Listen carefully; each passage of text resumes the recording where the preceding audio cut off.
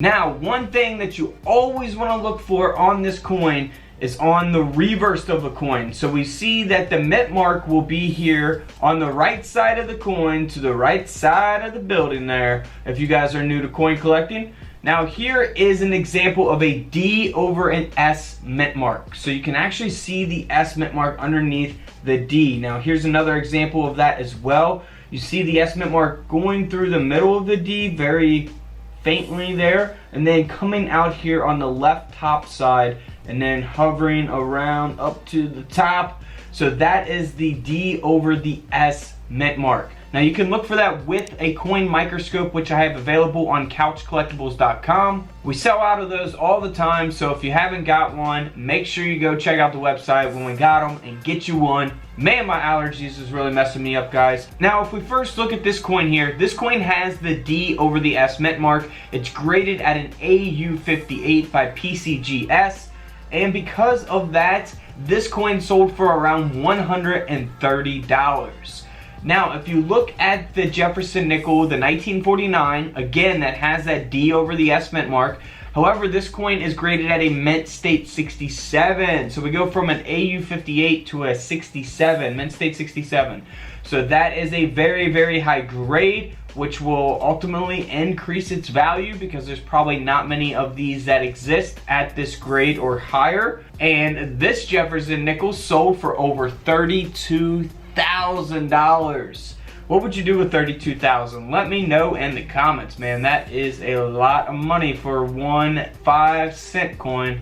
Now, real quick, before we get into other prices, I'm just going to show you in 1949, the no mint mark, they made over 60 million. The D mint mark, they made over 36 million. And the S mint mark, they produced just a little over 9.7 million. So the S mint mark is kind of, you know, better for the year 1949. Now, it's not the lowest minted, of course.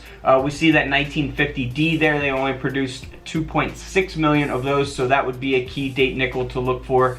But back to the 1949, now this coin here does have a high grade of a mint state 65. However, the coin only sold for around $27. It is the D mint mark. So there's probably a lot of these just regular, you know, 1949 D mint marks out there at that grade or even higher. So if you compare it to a 1949D that is a mint state 67, this coin sold for over $5,000. So big difference there, just a couple grades apart. So I don't think that coin would sell for $5,000 on eBay personally, but it did on heritage auctions. 27 bucks, 25 bucks to 5,000, huge difference there. Now, same thing with the 1949 no mint mark. This coin here sold for around 20 bucks. It's graded at a mint state 63. But the 1949 no mint mark with the mint state 66 grade sold for over $6,000. 6,000 bucks, man, that is crazy. Now, if we look at the S mint mark here, the 1949S, we have a grade of a mint state 64, which is still a good grade, but the coin only sold for around $14. Now, the S mint mark with the mint state 67 grade sold for over $15,000. $15,000. Of course, you always want to look for full steps as well. Here's an image of full steps. You can't have any damage or, you know, nicks or anything in the coin on the steps. You know, specific dates are very difficult to find with full steps. You know, the modern coins, it's probably, you know, a lot more, obviously a lot more common. But really you only want to look for specific dates, which I talk about in my full steps video. So be sure to go check that out.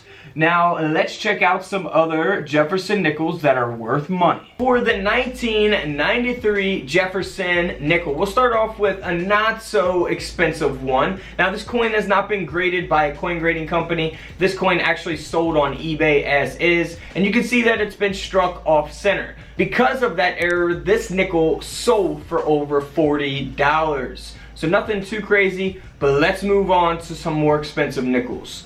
Now, first, here is a nickel that I've showed in a previous video. Very awesome coin, very unique looking, and it looks like it's been damaged. However, this coin has been struck on a defective planchet. So it's a 1993 P mint mark Jefferson nickel. You can see how the planchet is defective. Now again, you might get this confused with a damaged coin, so be careful with those. That's why I review coins and give you my feedback. Now this coin here sold for over $545. Here's another error nickel from 1993. Of course, this would not fit in a nickel roll with this error taking place on it, and it probably would not stay in circulation very long, as it's a very noticeable type of error, as this coin has been double struck and the second strike is 75% off center. So that is a pretty noticeable error. It speaks for itself. This Jefferson nickel here sold for over $70. Next up is a simple type of error. Again, another off-center Jefferson nickel.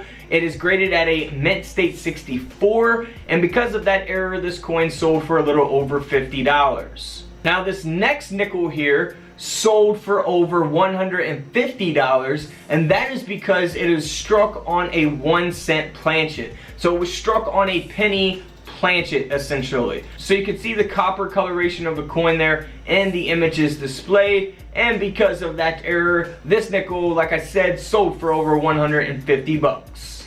Now if you check out your proof coins, this is the 1993 S. Now this coin is valuable solely because of its high grade. It's graded by PCGS at a proof 70 deep cameo. So the proof 70 is a perfect grade. If you're not familiar with coin grading, type in coin grading couch collectibles on YouTube. I go more into depth on that. This coin here sold for over $135. Moving on to a 1993 Denver minted Jefferson nickel. Now again, this coin is solely valuable because of its high grade of a mint state 67. Now this coin here sold for over 370 US dollars. Same thing here with the 1993 P mint mark. Now this Jefferson nickel sold for over $125, again because of its high grade. Next up is, well, my favorite of this video. This is a 1993 Jefferson nickel that was overstruck on a 1992 Lincoln penny. So we can see here the design of the penny here on the Jefferson nickel. You see the Lincoln Memorial going through Jefferson's face. Really cool type of error. Would absolutely love to find one of these and have one of these in my collection. But if I did find it, honestly, I would probably have to sell it because this coin sold for over $6,000. Nearly a $7,000 coin to be exact. So that is incredible. Could you imagine finding that in your pocket change? Now, if you happen to have a proof nickel, you definitely want to look out for this. It is a double die obverse. Alright, so how do you know if you have a proof nickel? Well, it will be the 1990S. That would be the proof nickel for the 1990 Jefferson nickel. Now, if you're not familiar with proof coins, just type in proof coins couch collectibles. I have videos on that as well. Now, you can see here in all these images, the phrase "In God We Trust" is doubled, as well as the initials FS are doubled also. So that's what you want to look for. If you guys want to see your coins up close, I have coin microscopes available on couchcollectibles.com. Now you see in 1990 for the S, they only produced a little over 3.2 million of these coins. So far, far less from hundreds of millions of the P and D mint mark. The S mint mark, the proof coin, is the one that is definitely more sought after. Now, if you have any unproof sets, you want to put those underneath the microscope to see if you have any doubling. Now, here is a 1990 S with that doubling on the front of the coin, and this nickel sold for over $900. It does have a very high grade as well, a proof 69 ultra cameo, so it is a very high graded coin, which gives it a lot of value as well. For the 1990S that has a perfect grade, it doesn't have any errors on it. This one here is graded at a proof 70 deep cameo, and this nickel sold for over $230. Alright guys, don't forget to subscribe in the middle, check out the videos to the left of me, and until tomorrow, I will see you all in the comment section below. This is Couch Collectibles, and this is where I disappear.